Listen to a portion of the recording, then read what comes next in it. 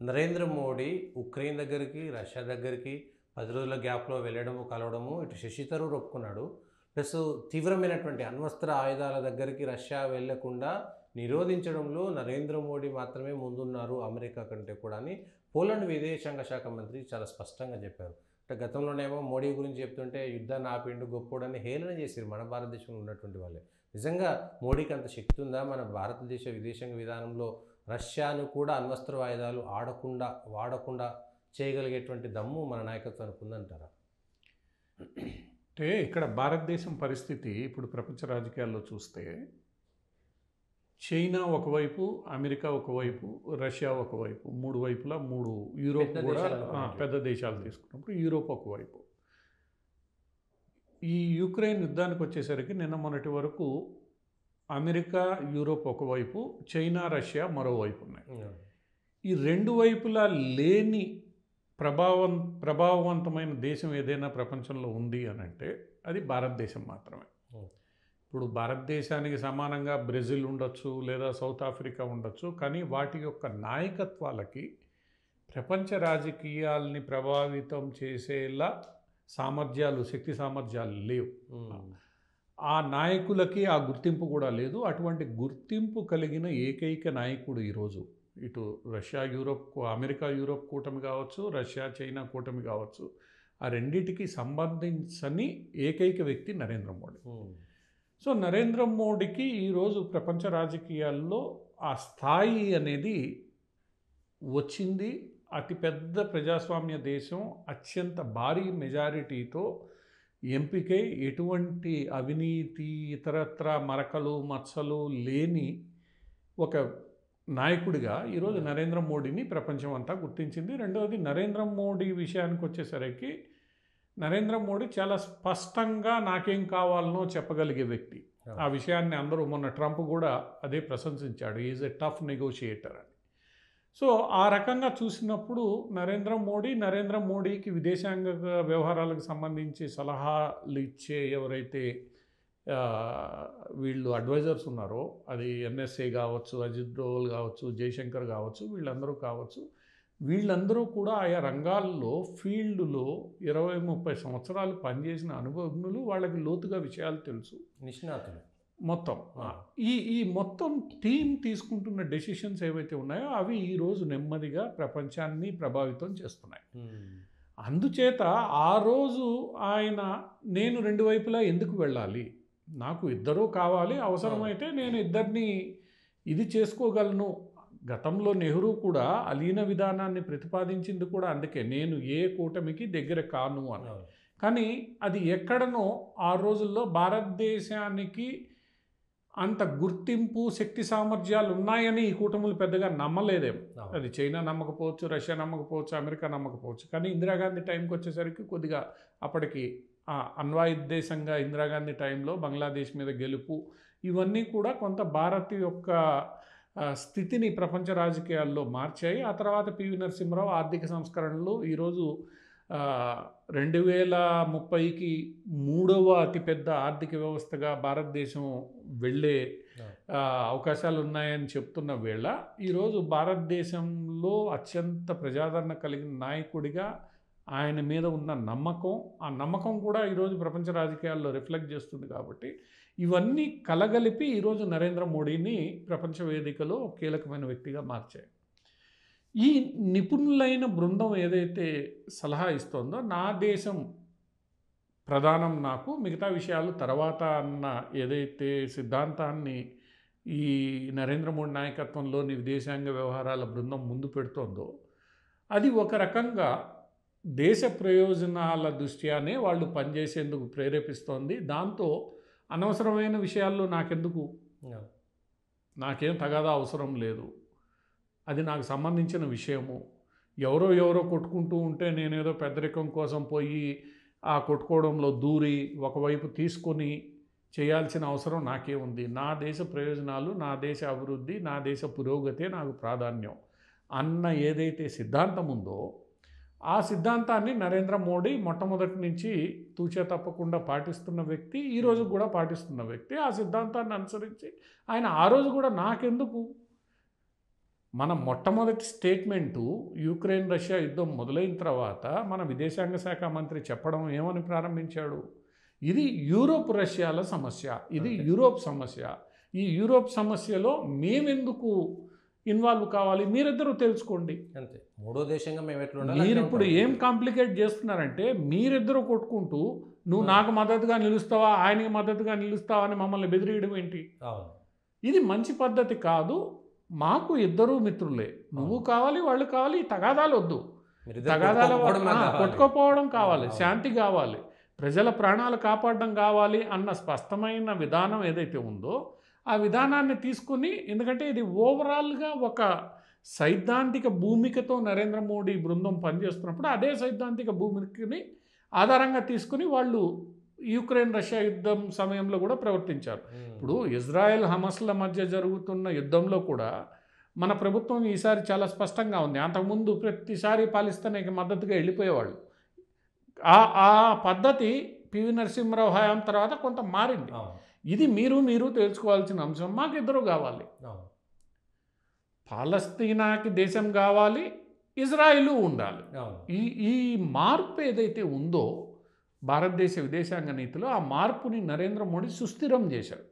నా అవసరాలు నాకు ముఖ్యం, అనవసరమైన విషయాల్లో నేను ఎందుకు వేలు పెట్టాలి, అనవసరమైన విషయాల్ని నేను ఎందుకు కెలకాలి, నేనేదో ప్రపంచానికి పెద్దన్న కావాలన్న కోరిక నాకు లేదు. పెద్దన్నగా నువ్వు ఎట్లా గుర్తిస్తావు, నా దగ్గర ఆటం బాంబులు ఉంటే గుర్తిస్తావా? నా యొక్క శక్తి సామర్థ్యాలని మంచితనాన్ని చూసి నువ్వు గుర్తించాలి. ఇది వసుదైవక కుటుంబం అనే సిద్ధాంతం ఏదైతే ఉందో దాంట్లో నేను పెద్దవాడిని కావాలి అని అంటే అందరినీ కలుపుకొని అందరికీ మంచివాడిగా పెద్దవాడిని కావాలి. ఇవి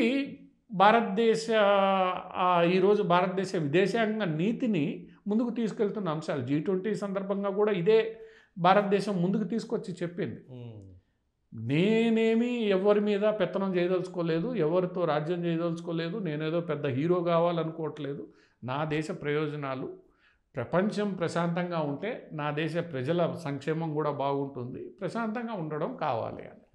సో అది ఏదైతే ఉందో సిద్ధాంతం తీసుకున్నారో ఈ భారతదేశంలో కూడా రాజకీయ నాయకులు ఏంది, నువ్వు ముస్లింలకు మద్దతు ఇవ్వట్లేదు, హిందువులకు మద్దతు ఇవ్వట్లేదు, హిందూ నువ్వు రామాలయానికి పోతే తప్పు, ఇఫ్తార్కి పోతే తప్పు కాదు. మొన్న మల్లికార్జున ఖర్గే అదే అన్నాడు, నువ్వు దేవుడి దగ్గరికి పోతే అంటే మహాకుంభకు పోతే తప్పు, అదే ఇఫ్తార్ విందులో ఆయన కూర్చొని నెత్తి మీద టోపీ పెట్టుకొని చేస్తే తప్పు కాదు. సో ఈ సిద్ధాంతం ఏదైతే ఉందో, పైకి చెప్పేది ఒకటి పాటించేది ఒకటి అన్న సిద్ధాంతం ఏదైతే ఉందో రాజకీయ అవసరాల కోసం, ఆ సిద్ధాంతం సరైనది కాదు అని ఈరోజు నరేంద్ర మోడీ నిరూపించాడు. నువ్వు న్యూట్రల్గా ఉంటూ నిజాయితీగా ఉంటూ అందరూ నీ వాళ్లే అనుకున్నప్పుడు ఏదో ఒక సందర్భంలో వీళ్ళందరూ గుర్తిస్తారు, అరే వీడు మనందరికి కావాల్సిన వాడు, మనందరి హితాన్ని కాంక్షిస్తున్నవాడు అని చెప్పి. రాబోయే రోజుల్లో ముస్లిమ్స్ ఇప్పటికే గల్ఫ్ దేశాధినేతలందరూ నరేంద్ర మోడీని గుర్తిస్తున్నారు. అబుదాబీలో ఈరోజు అంత పెద్ద ఆలయం, దుబాయ్లో అంత పెద్ద ఆలయం ఉత్సవాలు జరుగుతున్నాయి అసలు సాధ్యం కాదనుకున్న ప్రాంతాల్లో. ఈరోజు సౌదీ అరేబియా మా చరిత్ర ఇది అని చెప్పుకునే ప్రయత్నం చేస్తోంది. సో మనం నిజాయితీగా చిత్తశుద్ధితో మన ప్రయోజనాలు కాపాడుకుంటూ మన యొక్క అవసరాలు ప్రాధాన్యంగా అనవసరమైన విషయాల్లో జోక్యం చేసుకోకుండా నేనేదో పెద్ద లీడర్ కావాలనుకున్న అహంకారం లేకుండా వ్యవహరిస్తే అది నెమ్మదిగా ఫలితాలు ఇస్తుంది. ఇది భారతీయ విచారధార మొట్టమొదటి నుంచి. హిందువులకి పేషెన్స్ ఎక్కువ ఉంటుంది, పేషెన్స్ కాదు, కొన్నిటికి కాలమే సమాధానం చెప్తుందనే ఫిలాసఫీ ఏదైతే భారతీయతలో ఇమిడి ఉందో కాలం సమాధానం చెప్తుంది. నేను తీసుకునే నిర్ణయాన్ని నేను గట్టిగా నమ్మి దానివల్ల ఎవరికి హాని కలిగించనని, దానివల్ల అందరూ బాగుండాలని నేను కోరుకుంటే ఈరోజు కాతే రేపైనా నాకు మంచి జరుగుతుందనే విశ్వాసం భారతీయతలో ఏదైతే ఉందో ఈరోజు అదే జరుగుతుంది. శశి థరూర్ చాలా స్పష్టంగా ఈరోజు జరుగుతున్న పరిణామాలు చూస్తే, ఆ రోజు నరేంద్ర మోడీ తీసుకున్న స్టాండ్ కారణంగా ఆయన రష్యాతోనూ మాట్లాడగలుగుతున్నాడు, యుక్రెయిన్తో మాట్లాడగలుగుతున్నాడు, ట్రంప్తో మాట్లాడగలుగుతున్నాడు, స్టార్మర్తో మాట్లాడగలుగుతున్నాడు, మెక్రోనీతో మాట్లాడగలుగుతున్నాడు, అందరితో మాట్లాడుతున్నాడు. మాట్లాడడమే కాకుండా ఆయనకి ఉన్న క్రెడిబిలిటీని దృష్టిలో పెట్టుకొని ఆధారంగా చేసుకొని భారతీయ సైద్ధాంతిక భూమికని ఆధారంగా చేసుకుని ఇలా చేస్తే బాగుంటుందిరా బాబు అని సలహాలు సూచనలు ఇస్తున్నాడు. నువ్వు ఇలా దారి తప్పితే ఈ ప్రమాదం వచ్చే అవకాశం ఉంది. పెద్దన్నగా నువ్వు మంచి మార్గంలో నడువు, ఇదిగో ఇది చేస్తే ఈ ఇబ్బందులు వచ్చే అవకాశం ఉందని చెప్పే అవకాశం నరేంద్ర మోడీకి ఎప్పటి నుండో ఉంది. ప్రపంచ రాజకీయాల్లో ఆయన రెండవసారి ప్రధానమంత్రి అయిన తర్వాత అత్యంత భారీ మెజార్టీతో ఆ రోజే సంపాదించుకున్నాడు. ఆ చెప్పగలిగే సత్తా ఉన్న వ్యక్తి వయసులో కానీ సామర్థ్యాల్లో కానీ ఆ వ్యక్తి చెప్పినప్పుడు అవతలవాడు వింటాడు. ఆ రెండోది అవతలవాడికి కూడా విశ్వాసం కలగాలి. ఇతనిలో ఏం కల్మషం లేదు, ఆయన ప్రయోజనాలు, ఆయన దేశ ప్రయోజనాలు ఆయనకు అనుకున్నప్పుడు పుటిన్ వింటాడు, ట్రంప్ వింటాడు. నీలో ఏదో కల్మషం ఉందనుకో, లేదా నీదో ఏదో ఆశించాలని, డీల్ కుదుర్చుకోవాలని, లేదా వ్యాపారం చేయాలని, కిక్ బ్యాక్స్ ద్వారా సంపాదించుకోవాలని, అప్పుడు ఒప్పందాలు చేసుకోవాలని ఎప్పుడైతే వస్తుందో అప్పుడు రకరకాల అనుమానాలు చులకనైపోతాం. అటువంటివి ఏమీ లేని వ్యక్తి, ఇక్కడ వ్యక్తిగతంగా డీల్స్ చేసే పని లేదు, పలానా కంపెనీకి చేయాలని చెప్పే పని లేదు. ఇవన్నీ లేనప్పుడు ఆ వ్యక్తి యొక్క శక్తి సామర్థ్యాలు, కొన్ని కోట్ల మంది 40-50 కోట్ల మంది ఓట్లు వేస్తే గెలిచిన వ్యక్తి, అది అంత 40-50 కోట్ల మంది మూడవసారి కూడా విశ్వాసాన్ని చూపించిన వ్యక్తి అంటే అంత ఈజీగా అతని మీద విశ్వాసం రాదు కదా. ఇవన్నీ కూడా నరేంద్ర మోడీ అవలంబించిన విధానాలు ఏవైతే ఉన్నాయో అవి ఈరోజు ఇవే కరెక్టు, ప్రపంచానికి ఇలా వెళ్తేనే బాగుంటుంది అని ఏదైతే భారతీయత గురించి ఆయన చెప్పే ప్రయత్నం చేస్తున్నాడో అది ఈరోజు కరెక్ట్ అని నిరూపణ అవుతోంది. ఆ విషయాన్ని నెమ్మదిగా ఇప్పుడు శశి థరూర్ అంగీకరించాడు. ఆ శశి థరూర్ ఈరోజు బహిరంగంగా అంగీకరించవచ్చు, కానీ కాంగ్రెస్లో మేధావులు అంతర్గతంగా నరేంద్ర మోడీ చాలా మంచి పనులు చేస్తున్నాడు, మేము కడగలేని బురదనంతా ఆయన కడుగుతున్నాడు, పాపాల భైరవుడు ఎప్పటి నుండో, ఈయన కడిగిపోయి మాకు అధికారం ఇస్తే మేము హాయిగా పనిచేసుకోవచ్చు అన్న మంచి భావంతో ఉన్నవాళ్ళు కాంగ్రెస్లో చాలామంది మేధావులు ఉన్నారు. బయటికి చెప్పలేకపోవచ్చు రాజకీయాల కారణంగా, వాళ్ళ యొక్క వ్యక్తిగత కారణాల కారణంగా. ఈరోజు ప్రపంచంలో కూడా చాలా దేశాలు నెమ్మదిగా ట్రంప్ వచ్చిన తర్వాత నరేంద్ర మోడీ వ్యవహార శైలి ఇంకా మన్ననలు పొందుతోంది. ట్రంప్ కూడా నాకెందుకు ఇవన్నీ, నేను నా దేశం చూసుకుంటే, ఇదే సిద్ధాంతం ట్రంప్ది. కానీ ట్రంప్ స్టైల్ ఆఫ్ బిహేవియర్, ఆయన చెప్పే పద్ధతి వింటావా లేదా అనేది, అరే వినరా బాబు అని చెప్పేది నరేంద్ర మోడీ పద్ధతి. సో ఆ శైలి ఏదైతే ఉందో, ఇద్దరూ ఒకటే రకమైన సిద్ధాంతిక భూమికని కలిగి ఉన్నప్పటికి కూడా ఆయన చెప్పే విధానం, ఈయన చెప్పే విధానం ఏదైతే ఉందో ఆ విధానాల్లో కొంత చాలా డిఫరెన్స్ ఈరోజు కనిపిస్తుంది. ఆ విధానాలే ఈరోజు నరేంద్ర మోడీని నెమ్మదిగా ప్రపంచ రాజకీయాల్లో ఒక విశ్వసించదగిన వ్యక్తిగా నిలబెడుతున్నాయి. అక్కడ కేవలం నరేంద్ర మోడీనే కాదు, నరేంద్ర మోడీ వెనక ఉన్న భారతీయత అనే సైద్ధాంతిక భూమిక, భారతదేశ ప్రజల మద్దతు ఈరోజు ఆయన్ని ఆ స్థాయిలో నిలబడుతున్నాయి. దానికి ఈరోజు నెమ్మదిగా ఫలితాలు మనం చూస్తున్నాం. ఆ రోజు కూడా చాలామంది మనం వాదించాం, కాంగ్రెస్ వాళ్ళు వాదించారు, నువ్వు పాలస్తీనా వైపు తీసుకోవట్లేదు, నువ్వు అక్కడ యుక్రెయిన్ ప్రజాస్వామ్య హక్కుల్ని హరిస్తుంది, సార్వభౌమత్వాన్ని రష్యా హరిస్తుంది, నువ్వు ఖండించాలి, ఇట్లా మాట్లాడిన వాళ్ళు ఈరోజు ఏమవుతోంది, అసలు సమస్య మూలమేంది, ఈ సమస్యలు ఎందుకు ప్రారంభమయ్యాయి, ఆ మూలాల గురించి పట్టించుకోకుండా ఈరోజు ఏం చెయ్యాలి అనేదే ఈరోజు పట్టించుకోవడం అంటే సమస్యలు అయితే 50-60 ఏళ్ళుగా పాలస్తీనా సమస్య నడుస్తుంది.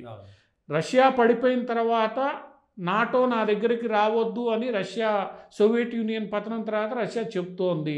ఒక రోజులో చెప్పట్లే, అతను గత 10-15 ఏళ్ళుగా చెప్తూ వస్తున్నాడు. పుతిన్ అధికారంలోకి వచ్చిన తర్వాత మంచిది కాదు మీరు నా సరిహద్దుకు రావడం అని, ఇది ప్రపంచ యుద్ధానికి దారి తీయొచ్చు అని. ఇదేదో ఒక్క రోజులో సంభవించిన పరిణామాలు కాదు కదా. ఇవి ఎందుకు పరిష్కరించబడడం లేదు? నువ్వు మూలాలకు పోయి మూల కారణాలని వెతికి పరిష్కరిస్తే తప్ప. ఈరోజు ట్రంప్ స్పష్టంగా చెప్పాడు, రష్యా యుక్రెయిన్ల మధ్య ఈరోజు యుద్ధం ఎందుకు నడుస్తోంది, యూరోప్ యొక్క కాంక్ష, నాటో ఎందుకు పోయి ఉండాలి అక్కడ, మీరు అమెరికాని నాటోని దించి ఆటాడాలని చూస్తున్నారని యూరోప్తో స్పష్టంగా చెప్పేశాడు. కారణం అదే కదా, మూల కారణం అది అది అది నువ్వు గుర్తిస్తే సమస్యకి పరిష్కారం వస్తుంది. లేకపోతే ఏమవుతుంది, కాశ్మీర్ నలుగుతూనే ఉంది 70 ఏళ్ళుగా, మనం మూలాల్లోకి పోం. ఇజ్రాయెల్ పాలస్తీనా నలుగుతూనే ఉంది 80 ఏళ్ళుగా. ఇంకా మనం ప్రపంచంలో చాలా చూసుకుంటే అవన్నీ ఇప్పుడు యూరోప్ సమస్యలు అన్నీ చూసుకుంటే అవన్నీ కూడా రెండవ ప్రపంచ యుద్ధం నుంచి నలుగుతున్నవే, ఏదో తాత్కాలికంగా అలా ఆగున్నాయి తప్ప. మరి వీటికి నువ్వు శాశ్వత పరిష్కారం తీసుకుంటే శాశ్వత పరిష్కారం వస్తుంది. మేము మూలాల్లోకి వెళ్ళాం, మాకు ఆ రోజున్న రాజకీయ ప్రయోజనాలకు ఆధారంగా మేము ప్రవర్తిస్తామంటే ఏమవుతుంది? నెమ్మదిగా ఈరోజు యూరోప్లో ప్రజలు తిరస్కరిస్తున్నారు వీటన్నిటిని. అందువల్ల ఏంటంటే మూలాల్లోకి వెళ్ళి మూలాన్ని అర్థం చేసుకుని మూలానికి అనుగుణంగా పరిష్కారాన్ని కనుక్కుంటే పరిష్కారం అవుతుంది అన్నది నరేంద్ర మోడీ కొంత నమ్మిన సిద్ధాంతం మనకి ఆ విదేశాంగ నీతిలో కనిపిస్తోంది. అది కానీ జరిగితే ప్రధానమంత్రి మణిపూర్ పోలేదు అంటారు వీళ్ళు. మణిపూర్ పోయి ఏం చేయాలి? ఇప్పుడు వస్తున్నాయి కదా ఫలితాలు. ఇప్పుడు ఫలితాలు మూలాల్లోకి వెళితే దాన్ని సాల్వ్ చేస్తే వస్తాయి. అంతేగాని ప్రధానమంత్రి పోయి నిలబడి శాంతి సందేశం ఇస్తే ఫలితాలు వస్తాయా? లేదా ప్రధానమంత్రి పోయి ఒక వర్గం వైపు మొగ్గు చూపించేస్తే ఫలితాలు వస్తాయా? పంజాబ్ ప్రధాని వెళ్తే రోడ్డు మీద ఆగాల్సిన పరిస్థితి. ఈరోజు అదే పంజాబ్ ప్రభుత్వం రైతాంగానికి సంబంధించిన టెంట్లన్నీ ఎందుకు తీసేసింది? అవును, అదే ఆమ్ ఆద్మీ సపోర్ట్ చేసింది ఢిల్లీలో. ఎందుకు తీయాల్సి వచ్చింది? ఎందుకంటే రోడ్లన్నీ బ్లాక్ చేశారు, వాహనాలు పోవట్లే, నీకు రకరకాల ఇబ్బందులు వస్తున్నాయి. ప్రభుత్వం ఈ రోజు కాస్తే రేపైనా ప్రజల బాగోగులు పట్టించుకోకుండా ఉంటే ఏమవుద్ది? ఢిల్లీలో ఏం జరిగింది? అంతే. ఆప్కి ఈరోజు ఢిల్లీ ఒక గుణపాఠం, ఆప్కే కాదు ప్రతి పార్టీకి గుణపాఠం. ఇప్పటికీ కాంగ్రెస్ నేర్చుకోవట్లే. కాంగ్రెస్ నేర్చుకోకుండా ఈరోజు ఏం చేస్తోంది? దక్షిణాదిని రెచ్చగొడుతోంది.